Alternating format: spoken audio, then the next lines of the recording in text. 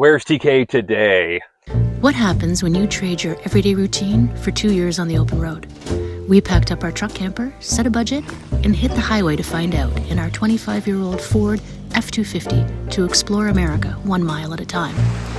From hidden gems in small towns to incredible landscapes and unforgettable adventures, we're proving you don't need a fortune to see this country. Follow along as we chase the next destination, discover new stories, and live the adventure. We are Tom and Karen, and this is The Curious Compass. We are in Iowa, just outside of Wilton, Iowa, at a very lovely boondocker location. Yeah, it is a great little area. Lots of corn and soybeans all around us. Lovely little town. We had a great host, but that will be week 39. We're talking about week 37. It was a busy week. It was a busy week, yeah. We got a lot to get through. Yeah, we got a lot to get through. Hope you guys like this. We started our week at the Winnebago tours. Winnebago, as you know, is a huge RV manufacturer dating back 1958. They've had lots of little cameos here and there over the years. They have 2 tours, totally free. You should make appointments. They have a 9 a.m. tour of the original plant right there in Forest City. Forest City actually should be called Winnebago City because it is an RV town. What's interesting though is that the place is actually called Winnebago County, and that's where the name came from. The county that they were building the Winnebagos in. There's a Winnebago Lake, and all that comes back from an Indian tribal name. Don't remember what it stood for. Something strange like standing in a field or something. I have to look it up again, but they do all their own upholstery in-house with American labor. Huge complex, like they cover everything in there. Yeah, they really do. You know, they don't make chassis, but they do pretty much everything else from that point on. The Class B vans were really cool. They had a couple of them there on display, so you could check them out. And maybe it's long ways. Maybe take showers like this. You do.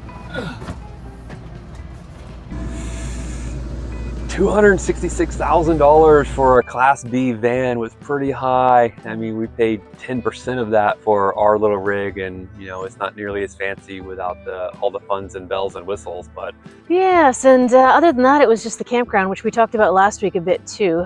So surprising how busy it is over there. Yeah, we stayed there again after Clear Lake. Was there a tank valve? Yeah, well, there was a tank confusion valve because one of the groundkeepers was talking to me. There was somebody else behind us. I got confused on which tank was the gray tank and the black tank, and I thought I drained the black tank, but it's still full. Long story short, I didn't have to tear into it.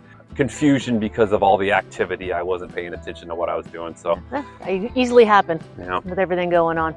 But we did get our second set of mice there. We found some other stowaways. Yeah. I'm not sure what is about to happen, but evidently I should be prepared. Aww, look at the little guys. Hi, little critters. You are definitely gonna die. Aww. Your mama is not. Aww. Well, I've got to. Mama may be in here. I don't know. I got to put him in something. I wasn't allowed to keep them, evidently, so they are, I like to imagine, still running around happily living their lives at the Winnebago campground. He goes with friends. Oh, he's like, no, thank you. Look how cute he is. He is. Whoop. There he goes. I don't know if they are rats. I wonder if they're like chipmunks or squirrels. Don't have any idea. Just relax, guys. We'll see what we can do here. You got your eyes open, though, so. There's a chance. Yeah. I kept them for a while, and I made them a little nest and got them all comfortable and let them sleep. And then before the night, around dusk, I had read on Google that is the best time to release them. Okay, I do not know what's going on with the wildlife today, but we just found these little guys in with our laundry. If their mother is still in this truck somewhere, then yay. If not, then she's 40 miles east. Deer mice, the internet says. They look feisty to me. I put a little bit of milk in there because what the hell else am I gonna do? See what happens. And their eyes were open and they were active, so I am 100% sure that they're fine. Yeah, they were evading our touching. So like as we try to poke them around and play with them a little bit, they would try to jump away. So they're starting to build their senses of survival, so they're probably fine. They were all gone in the morning. I'm going to pretend that it wasn't just a snake that found a lovely little snack in a bowl, but that they jumped out and they're living their best life. Right. In that area, we also dropped into the Pilot Knob State Park. One thing nice about Iowa is all of the state parks are free. They don't charge you for getting into any of them, so it's that is a nice treat. Yeah, it really is, because some of these places like Kansas, I think it was $10 for every state park we wanted to drop into. Yeah. And California too, and you can get if you live in the state, 100% get the state park pass. But if you don't, it just doesn't really. What does the state park pass do if they're all free? Well, this one it doesn't matter, but I mean, like in California, there you can get a pass, like a national park pass. You can get one for the state if you live there. If they charge, but it doesn't make sense if we're coming in and not necessarily stopping at every state park, or even any for that matter. But yes, Iowa's free. Thank you, Iowa. That's awesome. Yeah, for sure. It was very nice. We left the Winnebago place on our way to get the truck looked at. We stopped by the Buddy Holly crash site. Yeah, that was interesting. It was a little hard to find. I think only that I was looking for a picture that I saw online of his eyeglasses. So his iconic look, he's got those big black eyeglasses. So they have like kind of a statue outside of the field where you go in, but it's so covered in glasses, the glasses, that it's you don't even recognize it as what it was. So I found it a little confusing, but we found our way. Yeah, and it's just a little memorial there with keepsakes, and there was also a recognition of the pilot because he also passed. You know, everybody looks at the singers and focuses on that, but a fourth person died there as well. Yeah, Roger Peterson. And their ages, I was surprised. I guess I didn't spend much time thinking about Buddy Holly and Richie Valens, but Buddy Holly was only like 22. Richie Valens was like 17. Wow. They were young. They made such an impact in musical history, and they died so young. So working on the truck, trying to get that figured out, I took 2 videos because the air conditioner is making noise, the compressor is making a bunch of noise.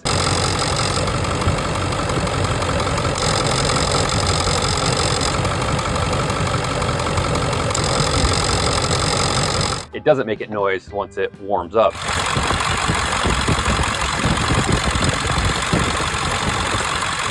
So when I took it to the shop, we made an appointment to have them take a look at it because I thought I was going to need a new compressor. And the guy kind of misdiagnosed it because I showed him the wrong video.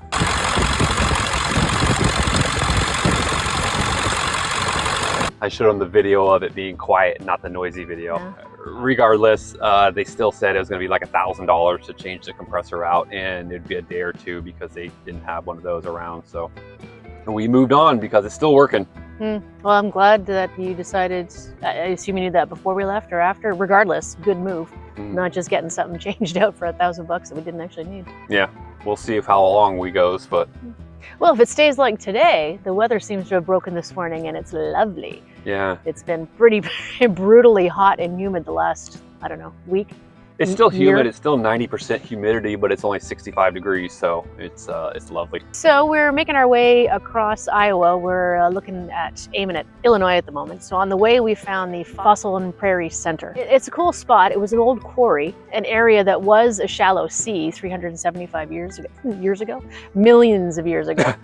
And it's got a ton of little fossils just laying around. Like, you don't have to dig for them. And as you're walking, they're a little bit hard to recognize on some of them, but if you see anything that looks like a shell, it's basically a fossil. Yeah. And they let you take them.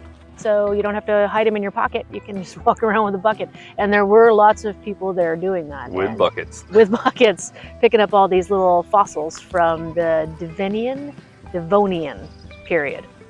Like Karen was saying, it was a mine at one time, an open pit clay mine that they were building bricks and ag drain tubes with. So there were two still standing large kilns that they used to fire all the clay with. That's pretty cool. Yeah, it was a neat spot. Yeah.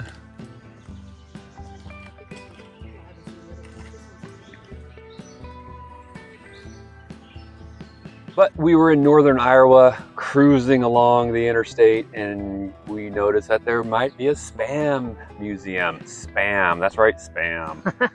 We felt a pull to the north. Yeah, so we headed up into Minnesota Austin, Minnesota has a Spam museum, and interesting. I thought it was definitely worth the drive, definitely worth the gas. Yeah.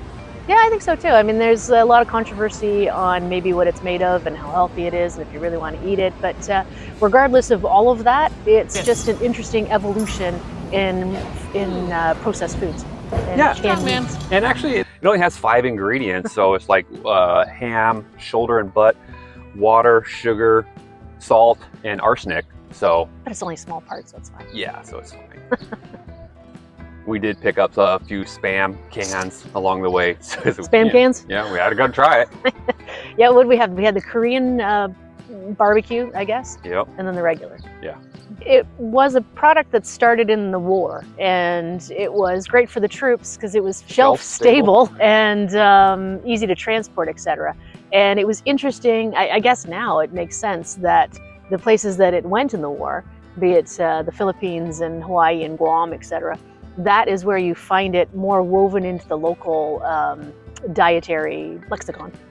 That night we stayed at the Driftless Moose, a boondockers location in Decorah, Iowa. Very lovely little park-like situation. It was peaceful and quiet, and No complaints. except after the big rains, the bullfrogs are pretty noisy. Oh my goodness. It had a lovely little sprinkle, and it was an incredible light in the sky. It was near dusk, and yeah, had some rain, and what came after was just stunning. Got out with the camera. But yeah, the frogs were so loud. They were everywhere and screaming. It was cool. Yeah, super cool. Another little interesting place right there in the area of the Driftless Moose was Dunning Springs. Mm-hmm. They had a 200-foot spring-fed waterfall that needed a little more water. Oh no, that was the big one with a arc with a bridge. Yeah, that came down on a Yeah. sort of a slopey situation and then down to the bridge. Yeah, Where the caterpillars were. And it was crazy too because the water was so cold and it was all misty and it was super cool looking, and it literally comes out of the mountain at a good rate.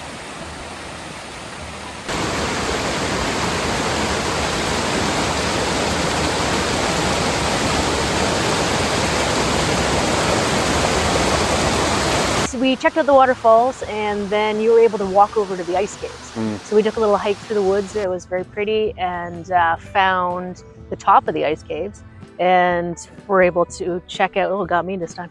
We're able to check out that from the top. Ready?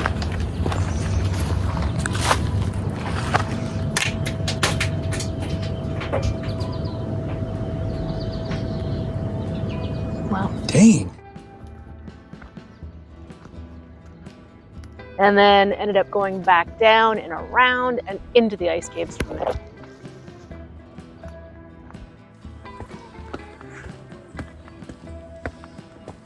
Yeah, it was a lovely little reprieve from the day's heat.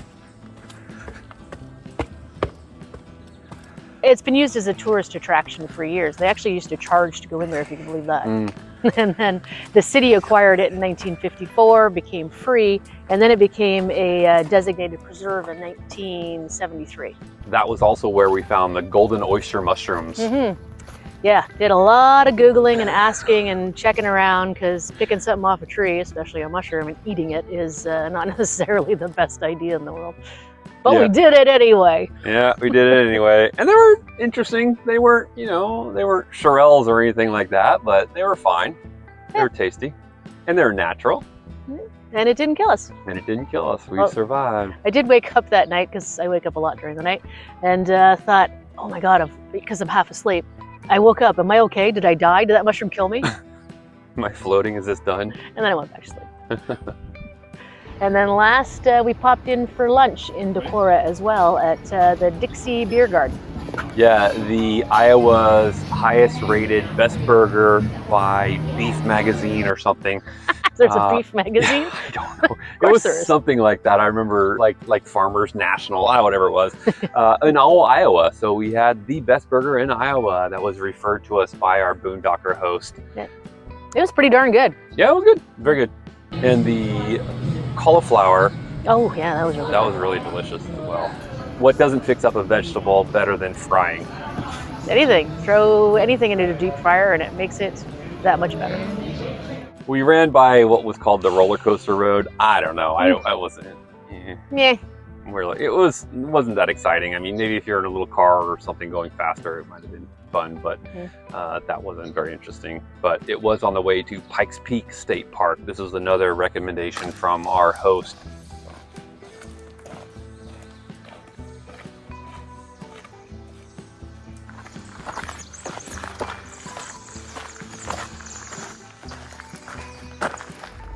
It wasn't the nose-bleeding 14,000 foot Pikes Peak that most of us know in Colorado. I think it was 1,400 feet or something. So, but it did overlook the Mississippi River. Yeah, it was a very pretty view, and they had some effigy mounds there as well, which there's still quite a few around this area, and they are a leftover. They're still there from the Native Americans who used to build these earthen mounds for ceremonial locations and for burial purposes. So we saw a couple of those. They're basically in the shape of animals or objects that they value, or and it's not like you can see it sideways. You have to look down from the top. So yeah, I feel like I was expecting like a sculpture. But it is on the ground. Yeah, you need an aerial view to be able to see. It's for God, it's not for us. Fair enough. That's fair. Yeah. And there was that overzealous drinking fountain too that shot through the back of my head almost.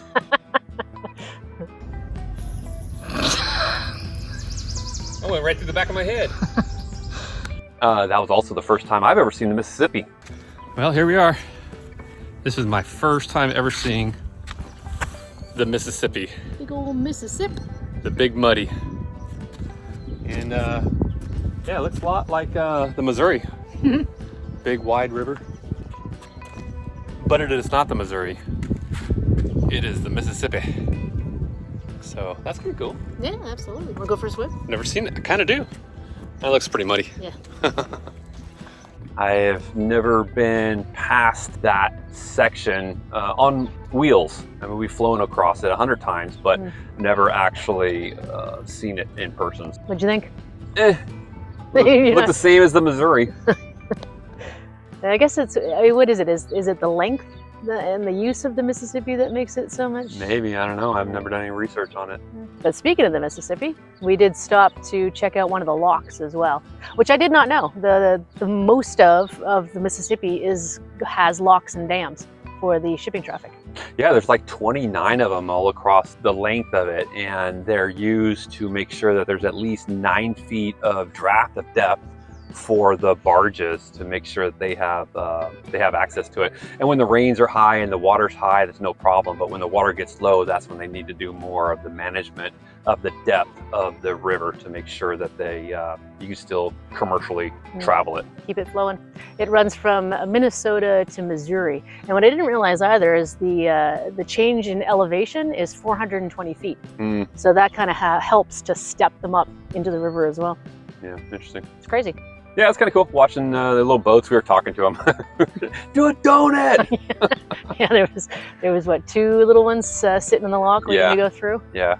And we had a conversation with them. They said, yeah, sometimes during the summer months and it is just full. There'll be like 30 boats in the lock, 30 personal boats in the lock. And as soon as the gates open and the horn sounds, they just drag race out of there to try to get away from everybody else.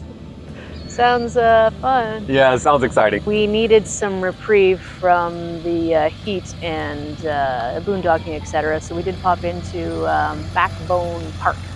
Yeah, state park. You love a little state park. Do little hikes around the area.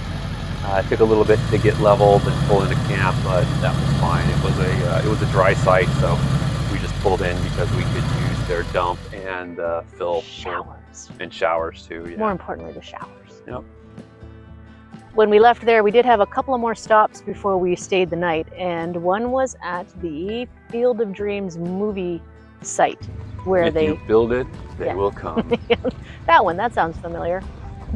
It's cool. I think I'd probably like to have watched the movie again before we went, just to remind myself. One of the big things back in the day and through the movie was people coming through the cornfields, etc. But it looked like they had a fence all across that now, so you couldn't go into the cornfields anymore. Huh. Interesting. And other than that, they're just building a huge complex right beside it for the college baseball teams. And it's like an 8,000 seat stadium, and it looks quite the behemoth behind the movie set. It's interesting because they actually pay royalties to the movie to keep the name Field of Dreams out there.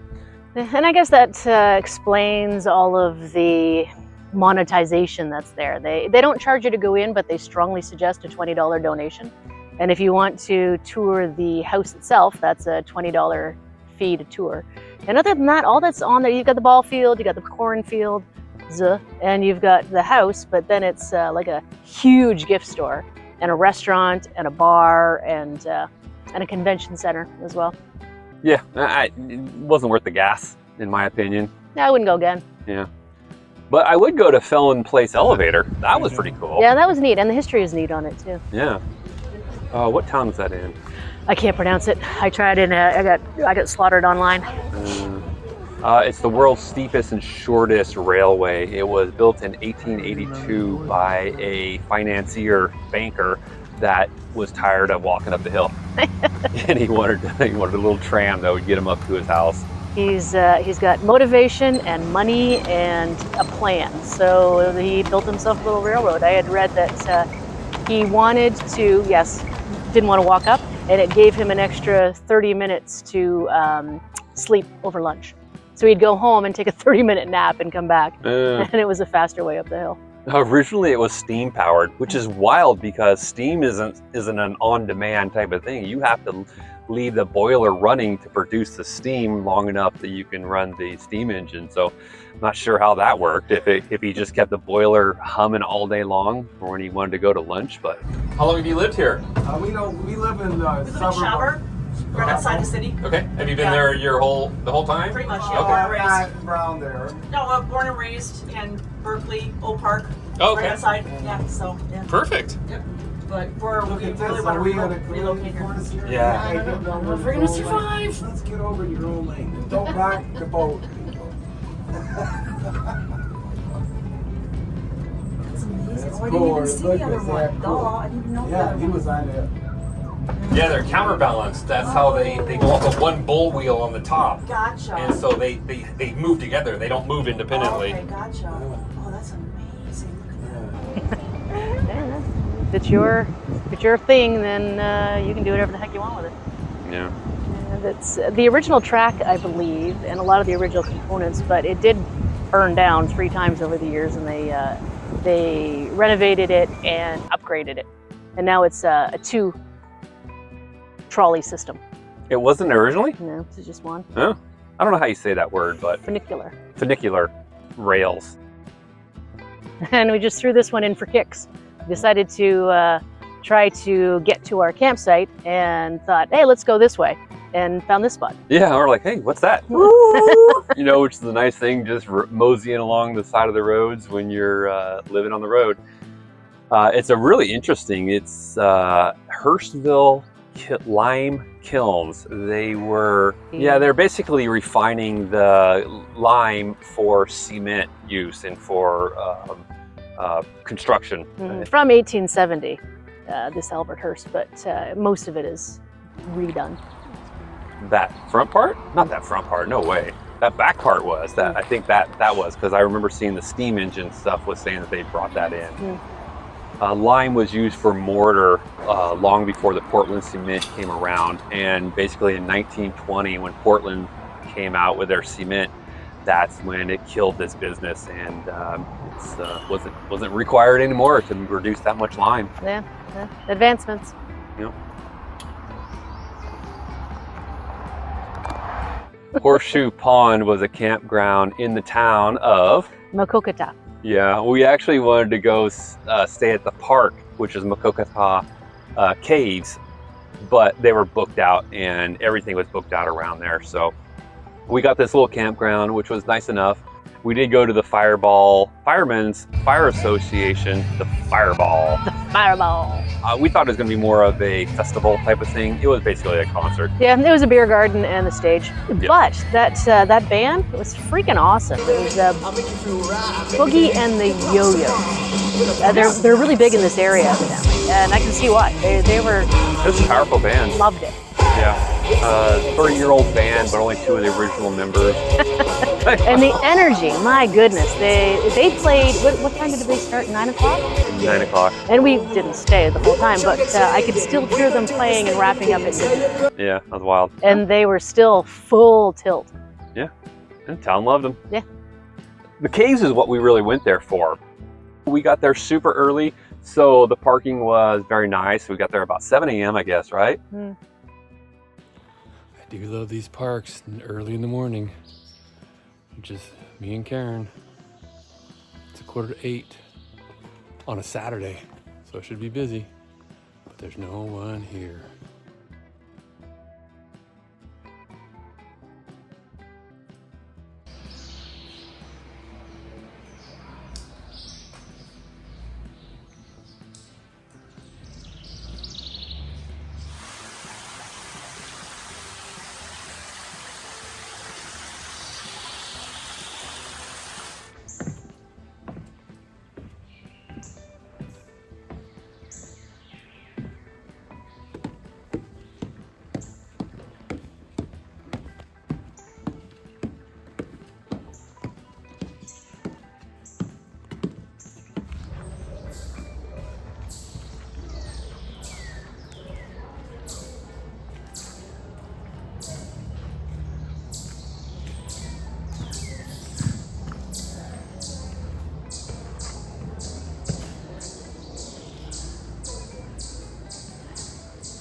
Then they had a lot of other little caves.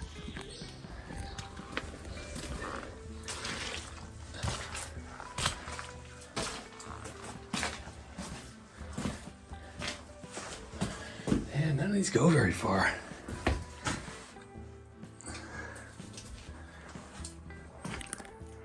But I guess that's why they call it the window cave here.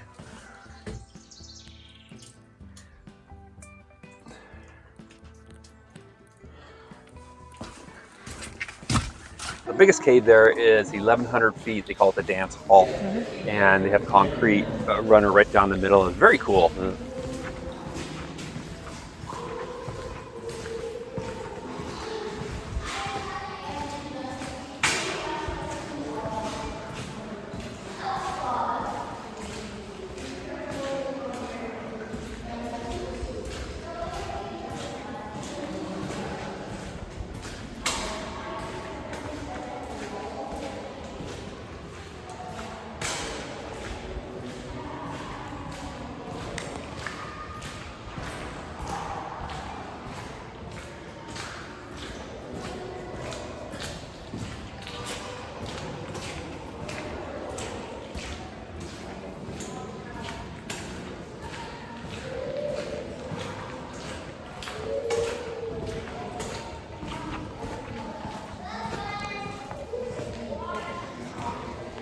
Interesting, a lot of people. This one cave they call the Up and Down Cave. Yeah, it doesn't go very far.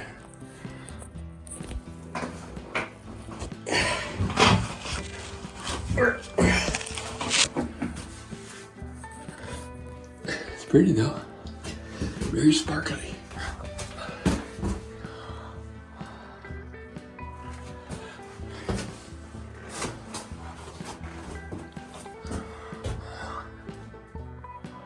Not for me.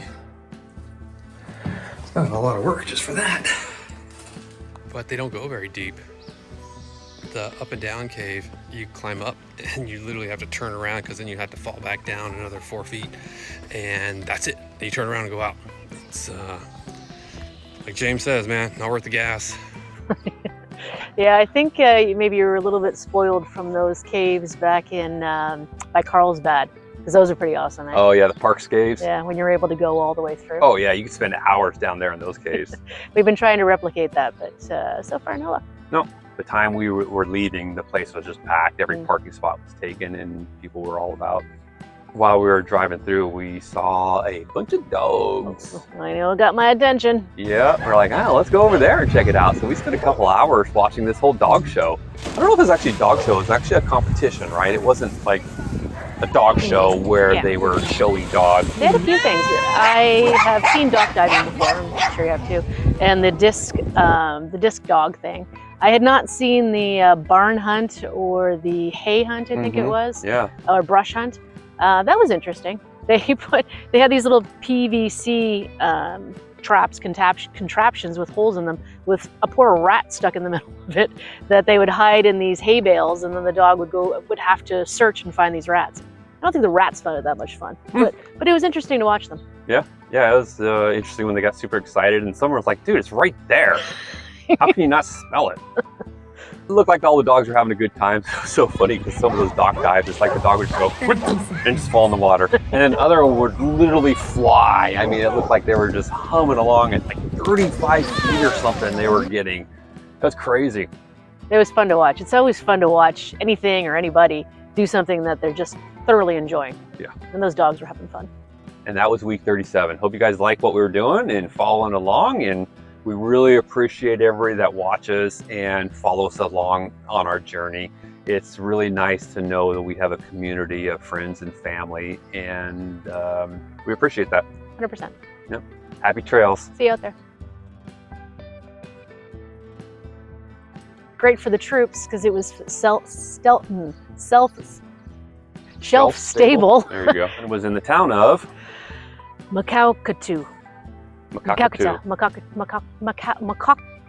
Oh, God damn it.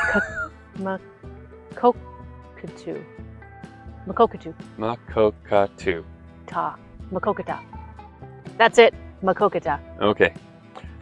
It's fireball. Yeah. But that was and that was week 37. Okay, let's try that over. And for construction and foundation. But I'm going to cut all that out. Want to go back to Hurstville Lime? Oof.